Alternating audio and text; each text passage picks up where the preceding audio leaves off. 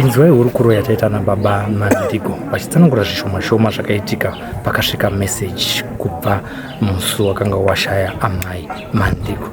Tine urombo nedambudziko ratirikusangana naro remadrugs iro riri mukati menyika yeZimbabwe. Baba Mandigo, tine urombo nechiitiko chamasangana nacho chemudzimai wenyu akapfuura musina kuzvitarisa mushure mekunge paita kuti mwana ane zvakamupinda achibva azotema amai vake. Sekunzwa kwatiri kuita tinotiwo nematambudziko. Aiwa onekwa.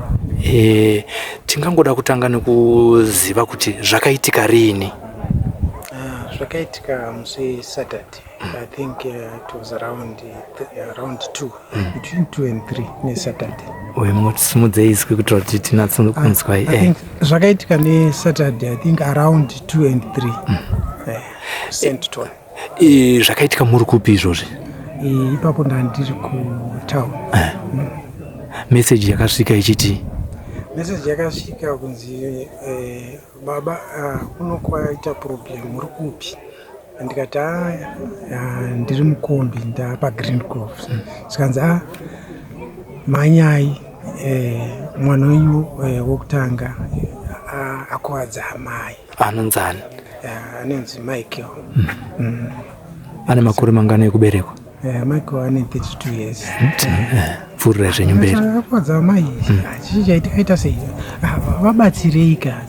Zvikanzi we are trying whatever we can do to help, but imimi chikurumidzai kuuyako. Saka inisa semunhu anga ari mukombi hapana kukurumidzawo kundaita. Ndandamusha kuti kombi ngaisvike.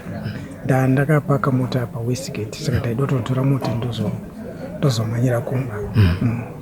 Ndobva mazodzoka masvika kumba kumaganhurira rwendo rwamava muchienda, ndobva masvika kumba. Makasvika pamba pakaita sei?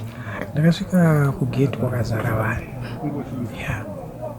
Saka ini focus yangu yanga iri mumba chete. Nesi pagate pavo kwakazara vanhu. Saka I think the next guy ndakaona ari padhuze negate yako. Ndakamuudza ko inda makangomira kuno madi kubatsira mabatsira here adzimai vangu. Ndobva nditi mudhara uyai hande kumba tinoona. Saka ndobva ndakufamba kusvika ndasvika kumba. Nditungamira tipinda mumba, ndakavhura dhoo remubhedroom. Ndobva ndatarisa pamusoro pemubhedha.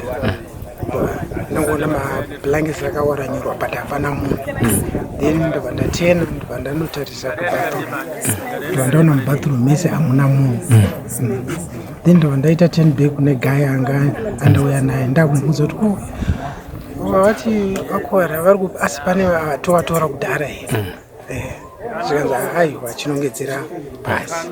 Ndobva ndazotarisa pasi kukona kwomubhedha kuno kwakune cardbox.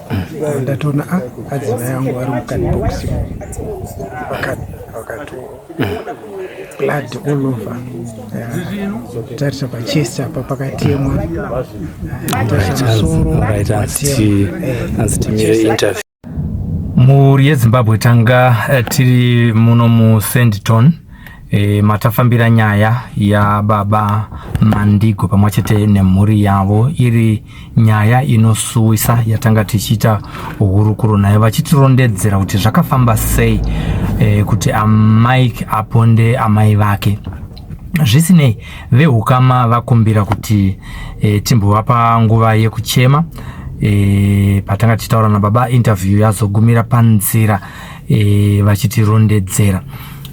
Tichazodzoka zvekare vachitipa update yekuti nyaya iyi yakafamba sei yese kusvika pekupedzisira, uyewo tichazenge tichinzwisisawo zvekare kuti vachazenge vachivigwa rini. Tichikupai maupdates kuti amai vachange vachivigwa rini uye vachange vachivigirwa kupi. Asi chatingangotaura ndechekuti mhuri kwa Mandigo izere nekusuwa nekuda kwezvakaitwa nemwanakomana wavo wekutanga anonzi Mike akaponda amai vake nebadza nebemba. Nyaya yatanzwa off camera ndeyekuti Mike akanga achida makey kuti apinde mune mamwe marooms pamba ipapo, asi amai Mandigo vakaramba nemakeys kuti vasamupe. Chikonzero chakaita kuti mai Mandigo varambe nemakeys ndechekuti Mike akanga anotora zvinodhaka uye akanga ave kuba zvinhu pamba achienda achinotengesa. Zvinova kuti zvinhu zvakupera pamba nemwanakomana uyu nekuti anga asaende kubasa, asi madrugs anga achada, madrugs anodhura, madrugs anoputwa nekutorwa mazuva ese. Izvozvo ndo pakatangira bongozozo akachanga kuchitema amai vake paakavatema mai Mandigo vakanga vari vega vari vaviri pamba, sekunzwa kwaita baba vangu vataura kuti vakanga vatori murwendo kuenda kune imwe nzvimbo zvavachitenda kumbari kunotenga zvimwe zvinhu zvavanga vatumwa futi zvakare namai Mandigo. Saka vari vaviri kudaro, nyaya iyi tazozvinzwa kuti zvakafamba sei nekuti nhasi kwaitwa ma-indications. Mike auya nemapurisa vachisweta ma-indications achitaura kuti akauraya amai vake sei uye chikonzero chakaita kuti auraya amai changa chiri chei. Akavatema nebemba nebadza, apedza kuvatema akavarongedza mubox, akabva azobuda panze akazoonekwa nemunin'ina wake ave kusuka maweapons aakanga ashandisa badza iro nebemba kuseri kwemba ave kuzvisuka. Ndopa akazobva pamba ipapo akatanga kungotenderera muSandton achionekwa nevanhu vachimona achitenderera. Izvi zvikunzi zvakaitika kuma3 masikati, asi akazosungwa kuma5 mazuva rodoka achibva atorwa nemapurisa vachibva vaenda naye. Vanhu vakatanga kusangana naye vakatanga kumuudza kuti amai vari kupi? Akati handisi kuziva kwavari. Akati uri kuziva here kuti wasiya wakuvadza amai? Zvikanzi handanguvakuvadza zvangu mbichana. Vachibva vazomusunga vachibva vaenda naye. Nhasi uno ndo paazouya kuma-indications paanga achitsanangura kuti zvakafamba sei nekuti panga pasina mumwe munhu akanga aripo. Mike tinozwa kuti ndiye first born yemumba mune vana vatatu. Baba Mandigo vanga vachida kuti vaburitse shungu dzavo kutaura kwakabvira dambudziko remadrugs mushure mekunge Mike atanga kuatora ari kuuniversity ari mu 4th year achiita computer science paNUST. Zvinonzi panguva iyoyo Mike akanga akuonekwa umbo hwokuti akanga achiputa mbanje paakaita drop out kuuniversity. Mufunge kuti zvinorwadza sei kuti wasvitsa mwana kuuniversity amu 4th year, wakutotarisira kuti achipedza ave kutanga upenyu hwake, uchitoda kuti ndaakusvika padhuze nekugeza maoko kuti mwana ave kuzonozvimirira muupenyu hwake achizviitira basa rake rakanaka semwana watashingirira kuti aende kuchikoro, mwana watakamboenda naye kunze kwenyika vakambotogara naye kuUAE. Baba naamai vakambenge vari kunze kwenyika vachishandirawo ikoko. Iye zvinezvi baba vave kushandira kuUniversity of Zimbabwe. Adzati njere dzemwana uyu dzakabva kuna baba Mandigo. Amaiwo zvekare vanga vari mudzidzisi vachidzidzisawo zvekare.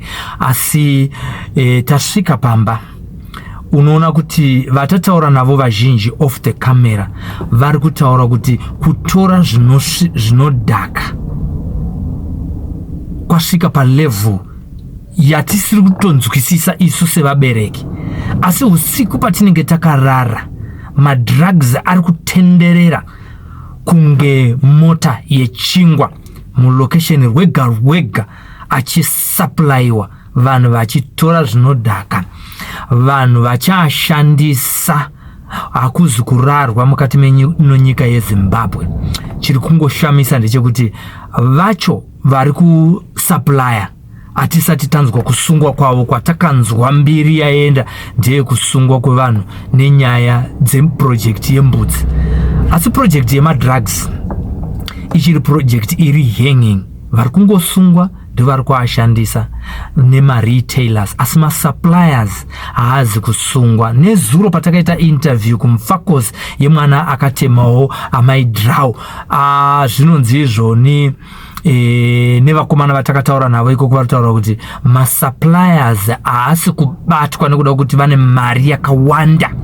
yekuti vakasvika kukoti munhu asungwa, mari yavanoburitsa imari yakawanda vachidzokera kumba, zvichiraudza kuti dhoketi rinotombonyorwa asi vanhu vanozongosunungurwa vachidzoserwa mucommunity makare, vachipfuurira mberi nekudhemeja society. Kutaura kwatiri kuita iye zvino izvi, kunyange kumukuru wenyika, hamusisina youth hapasisina, nekuti kana watanga kutora madrugs zvinhu zvese future yese yadzokera kumashure. Imagine baba Mandigo vakaendesa mwana kusvika kuuniversity akazobuda akaramba chikoro nekuda kwemadrugs, nyika isina kumira zvakanaka. Nyaya yatiri kutaura iyi mapurisa vari kuiziva, nyaya yatiri kutaura iyi community yega yega muno muZimbabwe iri kuziva pari kutengwa madrugs nepaari kwaari nevanoasupplya vari kutozivikanwa. Nyaya yatingakukusiyirai mhuri yeZimbabwe ndeyekuti vanosupplya avazi kusungwa. Tichadzoka zvakare nenyaya yekwaMandigo vachitipa update, asi chandingangokusiyirai zvinhu chekuti postmortem yanzi ichaitwa musi wechitatu. Mushure maizvozvo ndopane pachizoitwa mafuneral arrangements kuti amai vanganochengeterwa kupi. Ndo patingangogumira nhasi uno, asi nyaya iyi iri deeper than what we can think as parents, as a community, as the police force in Zimbabwe, as the Minister of Home Affairs, as the Minister of Legal Justice and Parliamentary Affairs. Nyaya iyi yasvika pasina kunaka, asi iri kuregerwa iri mucommunity. Ngatigere payazosvika zvino ndepekuti vana vakuponda vabereki. Taimbonzi mwana azozvisungirira, mwana haakugara mustreet, mwana hachauye kumba, asi kwazvasvika nawo kwakubata vabereki, nekuti vabereki ndo vane mazuva ese vane vachiswera nevana vachivarambidza kutora madrugs iwaya. Saka ndo vama victims iye zvinezvi madrugs muZimbabwe. Asi nyaya tiri kuisiya kwamuri macommunities kuti zvoitwa sei kuti vana varegere kutora zvinodhaka, poitwa sei kuti masuppliers apinde mukati. Sitanozobvesa tofumanai kana mine nyaya dzakadai dziri kuitika kunharaunda yamugere. Namba ndidzo dziri pascreen 0773761800 mukoma slice. Mbiye basa ndibatei tikurukure nyaya idzi, mutitaurire zviri kuitikawo kumaraini kwenyu. Chero mukada kutaura muri anonymous, titaurirei kuti kana muri kugweru chii chiri kuitika, kana muri muzvishavane ndezvipi zviri kuitika, kana muri mukwekwe, kana muri kwaMutare ndezvipi zviri kuitika. Mukatumira mavoice note panhamba idzodzi muchitaura zviri kuitika kunharaunda yamugere. Aiwa, tingatenda zvikuru, hatiikomberanei nyaya yemadrugs iyoyi. Tatenda kwana sitinongomirira pano.